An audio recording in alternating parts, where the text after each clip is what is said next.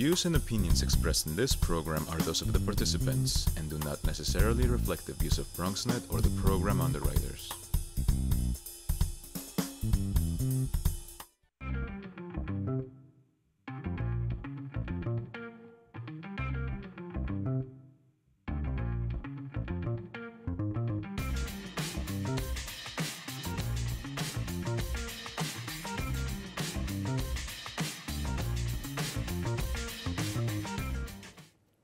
Hey there, it is time for the Bronx Buzz. You know, this is the BronxNet program where we talk to journalists, we talk to writers.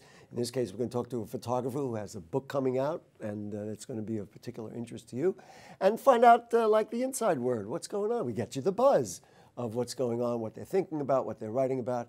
And I'm thrilled that we have back on the Bronx Buzz a writer for the Mott Haven Herald. I guess you work for the Hunts Point Express too, right? Yeah. They go together. It is Rachel Rippetoe. Nice to have you back with us. Thanks. Yeah. Have you been? You've been busy? I got a whole list of articles here she's been working on. You've been real busy. Yeah, a lot of stuff happening. And just before we get into some of the specifics so people will know who you are, you came from somewhere else? Yeah, I'm from Nashville, Tennessee originally. Nashville, Tennessee. You still like country music? I never really liked country music, no. Yeah. So you should have been born in the Bronx. Yeah, I should have been born in the Bronx. And you love working here. And how long have you been working for the Mott Haven Herald? It's been about 6 months now. 6 months, yeah. And it's part of your schooling? Yes, yeah, CUNY Graduate School. At the CUNY Graduate School. All right, and the beauty of bringing young people here, we get a perspective of our borough that we don't normally get. And you are right in the middle of very important and very interesting issues. This woman, Saavedra, right, who was part of a family that runs a very popular La Mirada, which is a very popular Mexican restaurant on Willis Avenue, got arrested, and it became a whole story with implications, obviously, for immigration policies, with policing, with a whole bunch of other stuff. Yeah. Why don't you review the story and then we'll examine what you found out. Sure. So I think it was 2 Fridays ago now, Yajaira Saavedra was what she calls illegally detained by undercover NYPD detectives. Mm-hmm. The understanding of the situation from her point of view, she held a press conference the Monday after it happened. And you attended that? And I attended that, yes. Okay. And what happened was there was a sting operation next door, and Yajaira noticed it and took video from the window of her restaurant, inside of the restaurant. People being arrested? Of people being arrested by police officers who were not in uniform. And for the record, Rachel also did the story about that a few days later. We have that copy as well, Yeah. So you know the whole deal. Go ahead. But yeah, so she was concerned for her neighbors, so she was taking a phone video of the situation, and it happened to be that there were 2 undercover police officers that were also inside of her own restaurant at La Mirada. They were kind of watching the whole deal. Yeah. Right? It seems like, from her point of view, that's what happened. And so when they noticed that she was filming, they asked her to stop filming, and also they asked for her and her brother to shut the restaurant down. Her words were that they said, shut the restaurant down and bring me a glass of water. And bring me a glass of water, yeah. So this is for Friday night. The restaurant's closed, there's no water, I'm sorry. Yeah. And I have tremendous respect for our police officers, for sure. Yes, and this is her retelling of the story. They refused, her and her brother, it's a Friday night, it's their busiest night for the restaurant, so they refused to shut the restaurant down. Police officers left. Can I just ask, yeah. Was there a suggestion or an allegation that leaving the restaurant open compromised the integrity, other than her taking video, which especially on her own private property, she's probably entitled to do. Yeah, and it didn't seem like she had that understanding from so her they perspective. Didn't make that plain. For her perspective, they didn't say we can't not. get this done Yeah. if this place is open because there's too many people around. I mean, that happens. Yeah. The fire department, the police department, they close stuff down. Yeah, and there's always 2 sides, but from her perspective, that was all that they said to her was shut it down and bring me a glass of water. They flashed their badge and their gun and said, I have a gun, please shut this down. I have a gun. The badge, frankly, is more impressive to me than the gun. Yeah. The gun is unfortunate, but Yeah. if they have a badge, that's another issue. Yeah, so it was intimidating to her. But they left the restaurant as she asked, but then they came back and arrested her and didn't tell her why they were arresting her.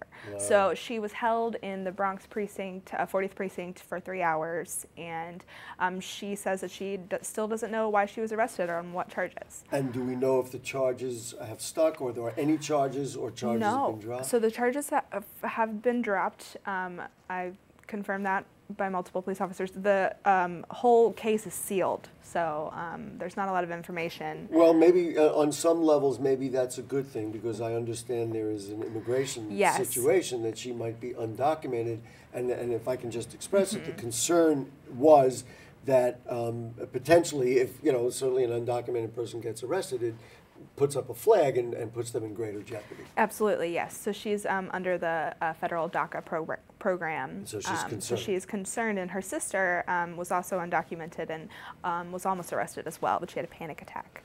And so there it was put no their family under explanation. It damage. was like, you come with us, we're going to detain you. Yeah, that's her understanding of it. I'm just trying to make sense of it. And again, I have many friends who are police officers and tremendous respect for the police, but Now, do you think they were aware of any other aspect of her and her background and all that? So that, I mean, is there any evidence of that? So this is an argument that was made at the press conference, that La Mirada is sort of a flag post for anti-gentrification and anti-globalization. They've been politically active. They've been politically active, and Rose Weber, who is Saavedra's lawyer, did kind of suggest that maybe they had been targeted. I don't know that the police have ever come out and said anything to that. I'll tell you, this is my own, I have no knowledge other than what we're hearing here. The NYPD, unless there are personal people with personal issues, from a political point of view, if the NYPD got after every political activist and said, we're going to target that restaurant and we're going to target this group, we'd have even more chaos than we have. You know what I mean? Yeah, for it sure. just doesn't seem like, now maybe I'm totally wrong and maybe I'm completely naive, but I feel like they didn't have on their list, we're going to that place where they protest gentrification. I don't think they had that. Right. They might have just been annoyed that they were taking video. It could be also, and I'm going to just speculate, if this was an undercover operation, they may not have wanted the undercover officers or the people involved to have video about them. And I think that was a big part of it from their perspective. See, but now, if they said that, listen, we understand you have the right to videotape, but we want to protect the integrity of our officers. Did she suggest that there was something improper going on with this thing, or people are advised now to take video if God forbid something does happen? Yeah, I think it was more the latter. I think she saw that there were officers that were not in their police garb, and alarms went up about what kind of mistreatment might have been happening. Yajaira, I think she was just concerned for her neighbors. What do you think's the rollout here? I mean, she could have a lawsuit of some sort saying I was improperly And they detained. they're looking to file a lawsuit. And it makes it so much more difficult with your immigration status, because then a flag goes up and everybody knows who you are.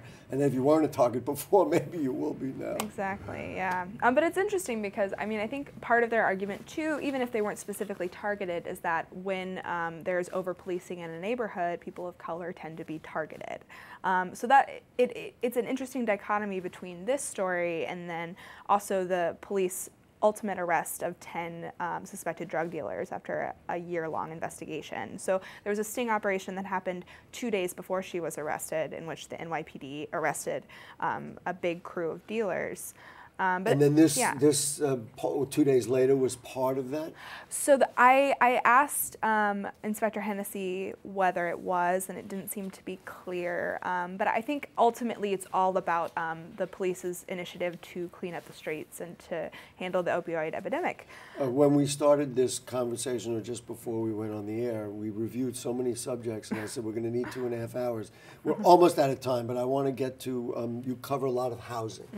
And so this whole idea of Betances houses, which is a NYCHA project, being converted to RAD housing. Tell me what that's about and what people are saying. So RAD, Residential Assistance Demonstration, is basically a conversion of public housing into private ownership. So Wavecrest Management is going to take over all of the duties and responsibilities that NYCHA would have originally had, and they're going to put a lot more money. If I can just interject, NYCHA's been neglecting. Yes. But that's another story. Yes. So they're putting more money into it. Wavecrest has taken over another building in Ocean Bay, and it's become a success story for residents private. like this or don't like this? Well, so that's it's never an easy answer. I think some residents have spoken out about how much it's improved their lives, but Wavecrest actually has a bad reputation in the South Bronx because of private buildings that they've owned and neglected. So it's kind of too early to tell. And will they ultimately control the rents and other because of course the protections. Well, NYCHA, of course, is falling apart, but there are some rent guidelines. And so the promise is that rents will not go up for any existing residents or any residents looking to go in the building. There's a 99-year ground lease. Oh, that's good. So okay. So that's not an issue. Yeah. I guess just putting myself in that position, I would be thrilled if it was taken over.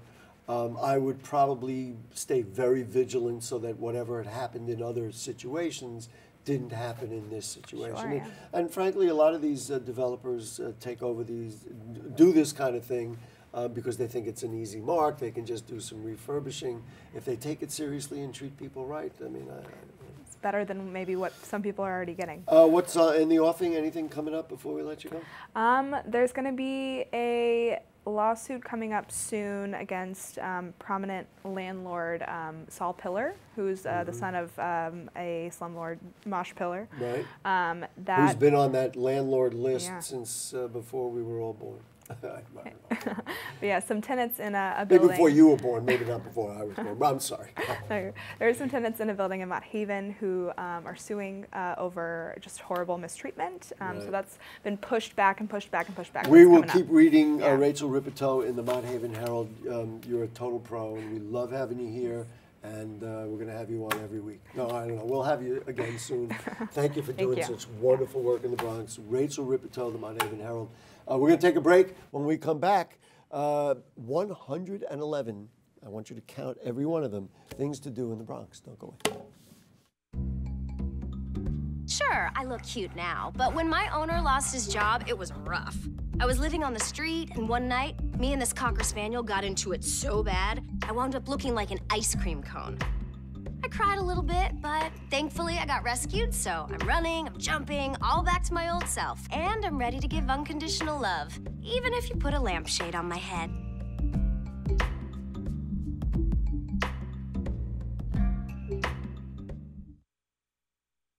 It's not always easy being a dad. Do you have panda asthma too? Does that run in the family? This is the home of the most priceless kung fu artifacts. But when you make an effort... Dad, we're not supposed to touch anything. Oh, sorry. Go along, son! It's always worth it. Whoa! The smallest moments can have the biggest impact on a child's life. Take time to be a dad today. I am gonna get you. I'm gonna get you. Call 877-4DAD-411 or visit fatherhood.gov to learn more. You know what, guys? There's a lot of tree branches and dry brush over here. We should probably move the bonfire over there.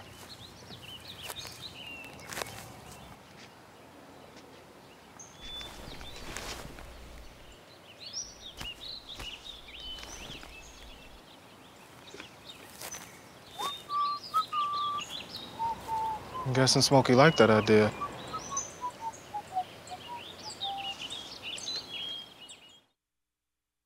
Hey, it's Ava, and this is Tess from Vivo's Do It Yourselfie, where we recreate the hottest looks from today's biggest music videos. After cleaning out our closet, we have a lot of clothes we don't wear anymore. Like this old t-shirt. It's not garbage, it's actually a brand new rug. And to make it, all you need to do is cut, tie, and glue. Cut the t-shirt into strips. Tie the strips into knots. And glue the knots to the bath mat. I love it. Give your garbage another life. And recycle.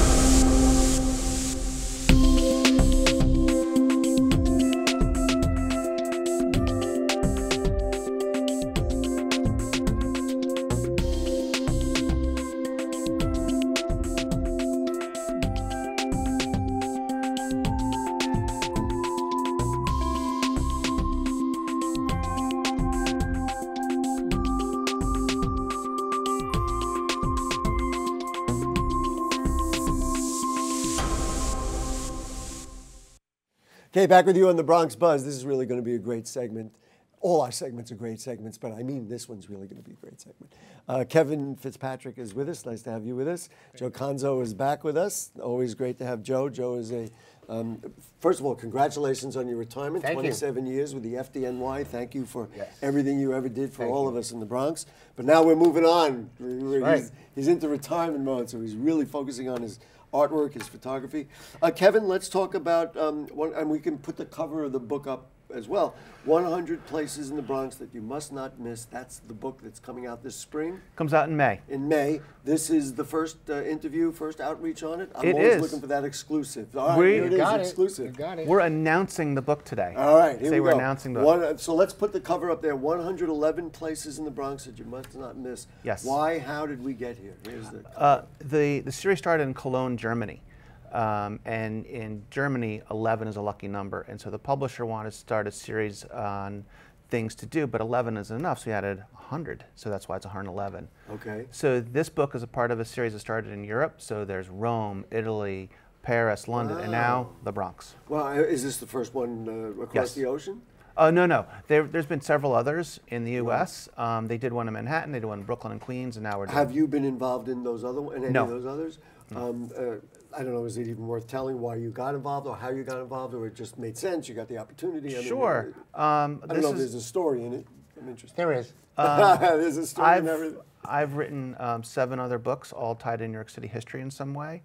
My most recent is called World War I New York. It has a section on the Bronx and places in the Bronx that have a tie to the Great War, Woodlawn Cemetery and all the memorials.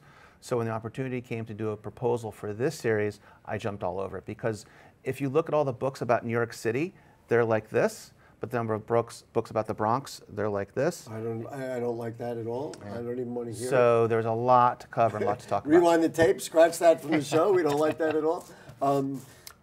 Who selected the places? I came up with a list, then I worked with Joe to refine it and add a lot more color and flavor to it. What were the criteria that you used in selection? It needed to be interesting. Okay. Interesting, and something you would want to go. Because it says in the title, must visit. You know, you must not miss. So that's the kind of criteria. And it would suggest to me that people who are touring the Bronx or coming to the Bronx, maybe they come for a Yankee game or they go to the Botanical Garden, or there's, all our attractions, the great restaurants, I mean, you know what they are. As well as people who are here and say, wait a minute, I've lived here all my life. I'm sure there's things on the list. Yankee Stadium's not in the book. Oh. And that's what I experienced. Born and raised in the Bronx, doing my book, Born in the Bronx, I found out through Kevin's research things about the Bronx that I never knew about. You didn't know. Exactly. And now, how did we get this relationship? Or was that through the book? Or was that, maybe I'll let Joe tell, since he hasn't told anything yet. Well, I got an email from Kevin and Karen, one of the publishers, and basically said, you're the Bronx photographer that everybody talks about, and we can't do this book without you. And, a few emails back and forth. And you were totally on board. Totally on board. For you, what's the challenge of doing the photography for a book like this? Well, there's certain specifications I have to use to shoot because of the way the book is laid out, which pushed my creativity. Right. And, a lot of... Joe Conzo a little discipline. Exactly. That was nice. That was good. It's been great, though. But, once I got the hang of it, so to speak, it was just smooth sailing. So it's indoor shots with available light, outdoor shots, and it's just close-up shots of different things. And, most of my photographs of these places are tailored to his writing. You know what I mean? So I love getting into process. So you wrote material first, and then you shot to the material? Yes. So the way it works He's is... saying it was like a little each way. Well, what I did is I looked at the books that were done for Baltimore and Chicago. And I saw how many churches do you have, how many cemeteries do you have, how many restaurants. So I tried to match that to the Bronx to kind of see what the formula was that worked with the series, which was great because there's a diversity of places to go and things to see in the borough. I'll put up the Bronx next to Baltimore or wherever the heck else you are. Certainly in terms of interesting places. All right, now are we rolling the dice here? Yeah, let's see some of Joe's great images. Great images, and then we'll talk more about what was selected, why they were selected. And we'll tell you about some of the... So, ladies and gentlemen, Roll the photos. This is the first time anyone's seen these too. You get an exclusive. Really? Yeah, Yes. We exclusive love it. all That's around. where it should be. All right, well, this we've seen. This is the Bronx Places. Now let's get photos. All right, what is this one? This is the oldest. Appropriately a firehouse for our firefighter. This is the oldest firehouse in the borough. So this is older than the Bronx. This is engine 22, ladder 27. And when it opened, the Bronx was what year? 1893. Right. So this is older than the borough itself. And originally horses came out of here. And so the reason this isn't used any longer with apparatus is the floor can't support the heavy fire engines and fire trucks that FDNY uses today. Where is that located? This is right off of Washington Avenue by my old station, Battalion 18, 172nd Street. Right. And it's used as a division headquarters now for the fire department. So they didn't abandon it? No, they didn't. No, Right. there still are firemen here, but they just don't run the trucks out of there because the floor can't support it. You know what I love, and there are photographers who take pictures of, I guess would be otherwise kind of normal buildings. Look at the architecture. Yes, Look at it, yes. just spectacular. And we in the Bronx, we're always so busy. We're working so hard. We miss this stuff. Yeah. So, all right, next. Number 2. What do we got? Oh, we have lunch. Bistro. Where's this, Jeff? This is at Bistro's. So Bistro's, Bistro's, brand new restaurant, hip hop themed restaurant that opened up in The summer, August. August of this past year, and it's close to me because a lot of my Bronx images are hanging in the restaurant itself. Really, actually your photos? Yes. Oh, nice. So I've been there and a few it's beautiful. The food is great, and so besides historical places, we wanted to touch base on new places that are opening up in the Bronx. Places that you could go. Yes. And there aren't any other books. But the hard thing about this book is we had to eat at every place in the book and go to every bar. So I'm not going to say what street fair. I was asked once recently to judge a street fair. Now it was like a greasy street fair, and every person wanted to give me more and more. That was bad eating. This was probably fantastic. was amazing. And these owners are fantastic. It was Of really course. great to Yeah, go I know, give them some. Bistro. All right, let's keep it rolling. Tension is unbearable. So this is one that stumped Joe. This is something I bet you didn't know. I don't. So you know who Betty Boop is, right? Yes. Boop Boopy Doo? Of course. Well, she's based on a real woman. Wow. Named Helen Kane, and Helen Kane is from the Bronx. She grew up in Classens Point. Wow. This is her school. She went to St. Anselm's, and the first time she ever got on stage was a schoolgirl at this school. So we went to the Catholic school that was the start of the whole Betty Boop phenomenon that is today. Sadly, she had her likeness stolen. No, did she write the Betty Boop material? No, the Fleischer Animation Studio stole her image and based the character on her, and she got cut out of the picture, and she actually died penniless and broke. Oh, yeah. But this is what she is, a Bronx girl, so she's from this neighborhood, so that's why I wanted to include it. And so this is? At St. Anselm's. Right out front? Yeah. So I never knew that. I never knew it till this moment. Yeah. All right, Helen Kane is her name. Helen Kane, you can look her up. All right, I'm definitely going to look her up. This is a cool store. This is a really cool store, Bronx native. Oh, of course, sure. And what I love about the brother and sister that run this, they're all in on the Bronx. I mean, they really create some fantastic apparel that is just flying off the shelves.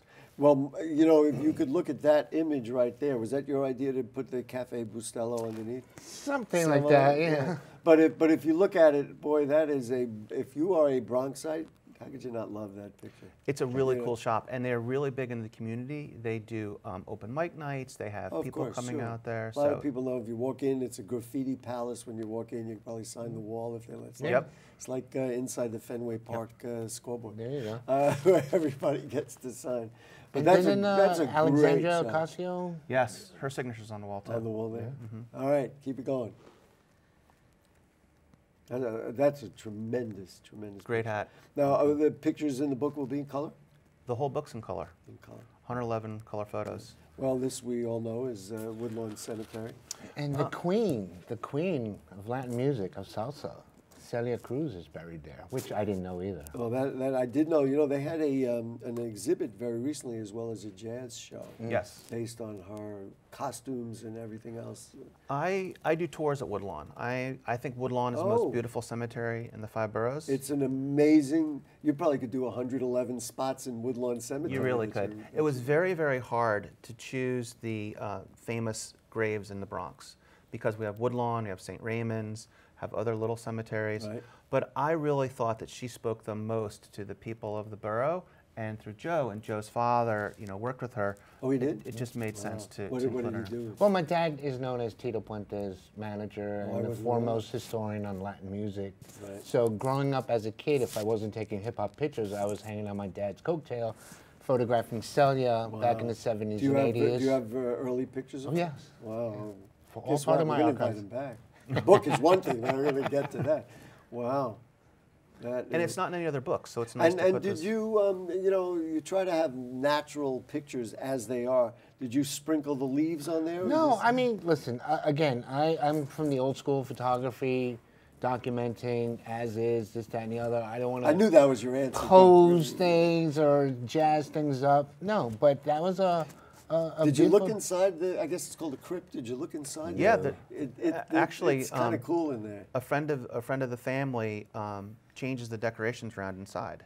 Yeah. So every time you go, you might see something different. Something different. I was there at night when it's illuminated, so so and the inside was illuminated. You could really see what was. It's one of the most visited graves in all of Woodlawn now too. So it's great to put it in the book. Of course, it was music high school was named after Celia Cruz in the Bronx.